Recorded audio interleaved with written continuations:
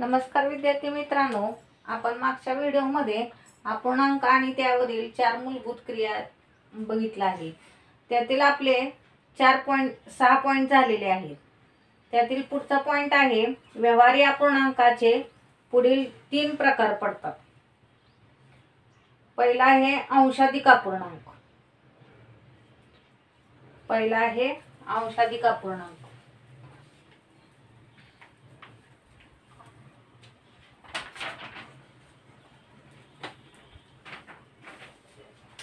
या अपूर्णांकामध्ये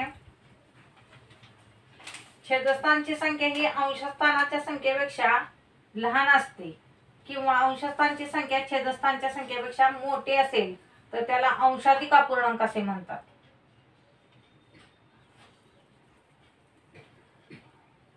छेदस्थानाची संख्या ही अंशस्थानाच्या संख्येपेक्षा लहान असेल किंवा अंशस्थानाची संख्या छेदस्थानाच्या संख्येपेक्षा मोठी असेल तर त्याला अंशाधिक अपूर्णांक म्हणतात. पहिला प्रकार आहे अंशाधिक अपूर्णांक.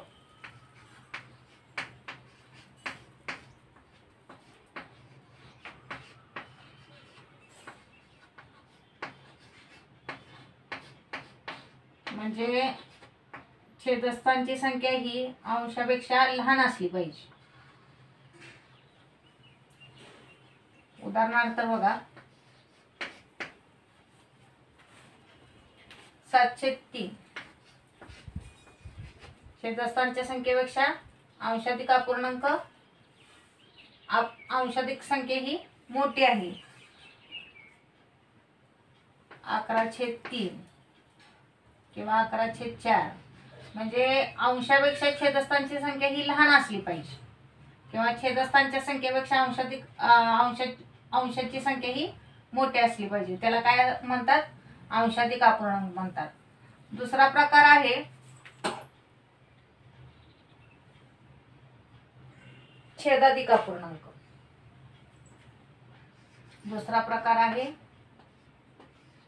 छेदाधिक.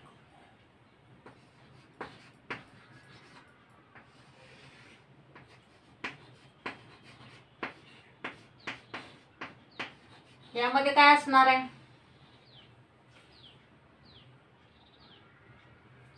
अंशापेक्षा छेदाधिक संख्या ही काय असणार आहे? मोठी असणार आहे. यामध्ये अंशापेक्षा छेदाची संख्या ही मोठी असणार आहे तेव्हा तो छेदाधिक अपूर्णांक असतो. उदाहरणार्थ बघा, 4/6 किंवा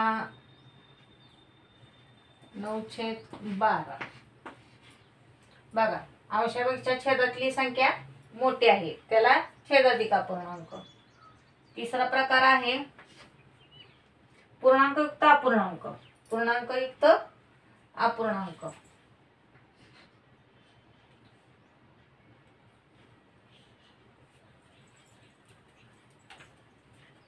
पूर्णांकयुक्त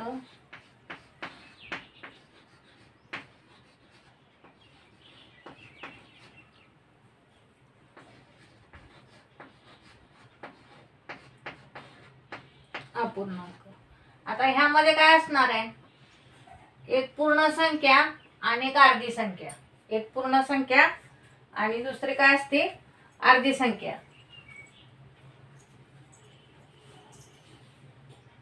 तिसरा प्रकार आहे पूर्णांकयुक्त अपूर्णांक. आता इथं पूर्णांकयुक्त अपूर्णांक कशाला म्हणतात बघा, एक पूर्ण संख्या असते. आता इथं 4 पूर्णांक, ही 4 ही पूर्ण संख्या झाली. 2/3 हा झाला पूर्णांकयुक्त अपूर्णांक. आता यामध्ये काय असतं? अशा अपूर्णांकाला काय म्हणायचं? पूर्णांकयुक्त अपूर्णांक. एक पूर्ण संख्या आणि एक अर्धी संख्या म्हणजे एक अंशस्थानची आणि छेदस्थानची म्हणजे अपूर्णांक असतो एक, त्याला पूर्णांकयुक्त अपूर्णांक म्हणतात. बघा, 4 ही पूर्ण संख्या आणि 2/3 हा काय असतो? अपूर्णांक आहे. याला मिश्र अपूर्णांक सुद्धा म्हणतात.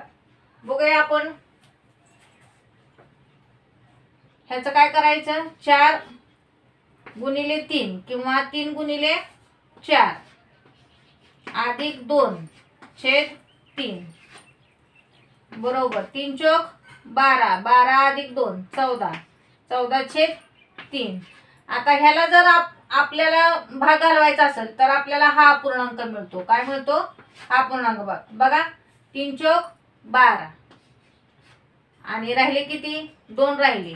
2 आहे असे मांडू आणि 3 आला का हा अपूर्णांक. या अशा प्रकारच्या अपूर्णांकाला काय म्हणायचं? पूर्णांकयुक्त अपूर्णांक म्हणतात. 7वा पॉइंट बघा, व्यवहारी अपूर्णांकाची तुलना. आता व्यवहारी अपूर्णांकाची तुलना कशी करताय? यामध्ये छेद समान असेल आणि अंश वेगळे असतील तर ज्या अपूर्णांकाचा अंश मोठा असतो तो काय असतो? अपूर्णांक मोठा असतो. बघा आता इथं उदाहरणार्थ काय सांगितलंय? छेद समान असतील आणि ज्याचा अंश मोठा असेल तो अपूर्णांक काय असतो? मोठा असतो. आता ह्याच्यातला आपल्याला अपूर्णांक कोणता मोठा आहे सांगायचंय. छेद आपले काय सारखे आहेत. छेद काय सारखे. म्हणजे ज्याचा अंश मोठा तो अपूर्णांक काय असतो? मोठा असतो.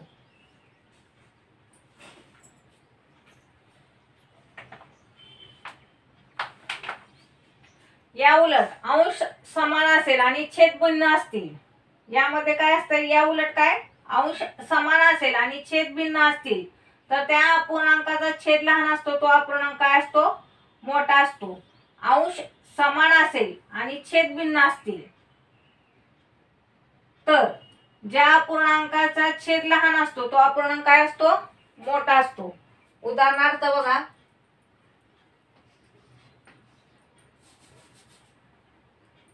अंश समान असेल तर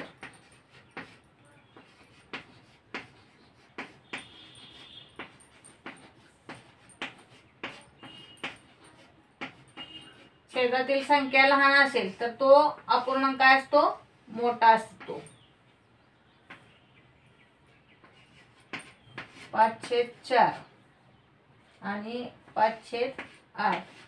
जो अपूर्णांक ज्या अपूर्णांकाचा छेद लहान असेल तो अपूर्णांक काय असतो? मोठा असेल असतो.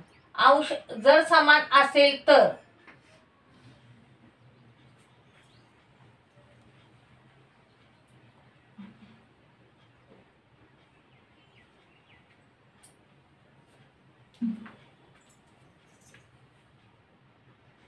पुढचं बघा, दिलेल्या अपूर्णांकामध्ये अपूर्णांकाचा छेद त्याच्या अंशापेक्षा 1, 2 किंवा 3 ने मोठा असतो. तो अपूर्णांक काय असतो? सर्वात मोठा असतो. बघा, छेद त्याच्या अंशापेक्षा 1, 2, 3 ने मोठा असतो तेव्हा तो अपूर्णांक काय असतो? सर्वात मोठा असतो. उदाहरणार्थ बघा, 13/14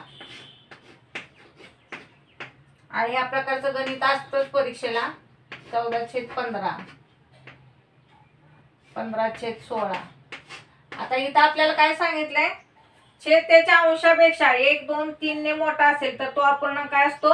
मोठा असतो. म्हणजे आपल्याला सगळ्यात मोठा अपूर्णांक कोणता येईल? 15/16 येईल. अंश हा छेद हा अंशापेक्षा मोठा आहे किंवा छेदापेक्षा अंशातली संख्या ही काय लहान आहे त्यामुळे तो अपूर्णांक काय असतो? मोठा असतो.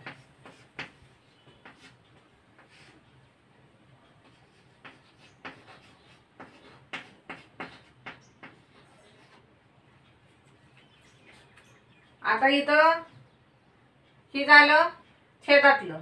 आता जर अंश मोठा असेल, छेद लहान असून अंश जर मोठा असेल तर तो अपूर्णांक काय असतो? मोठा असतो. छेद लहान आणि अंश मोठा असेल तर छेद लहान आणि अंश मोठा असेल तर बघूया.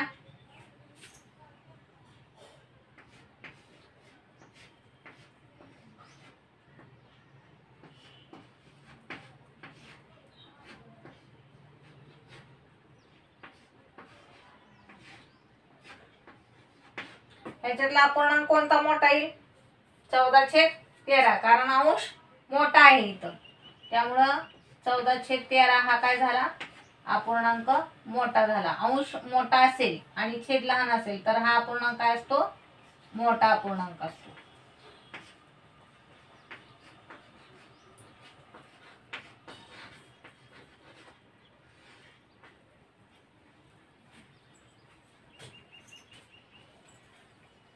एकदम सोप्या भाषेत सांगितलं आहे बघा. ह्या पुढचा व्हिडिओ आपण पुढच्या भागात घेऊया. 3.1 स्वाध्याय बघूयात पुढच्या व्हिडिओमध्ये. धन्यवाद. व्हिडिओ आवडला असेल तर लाईक करा, शेअर करा.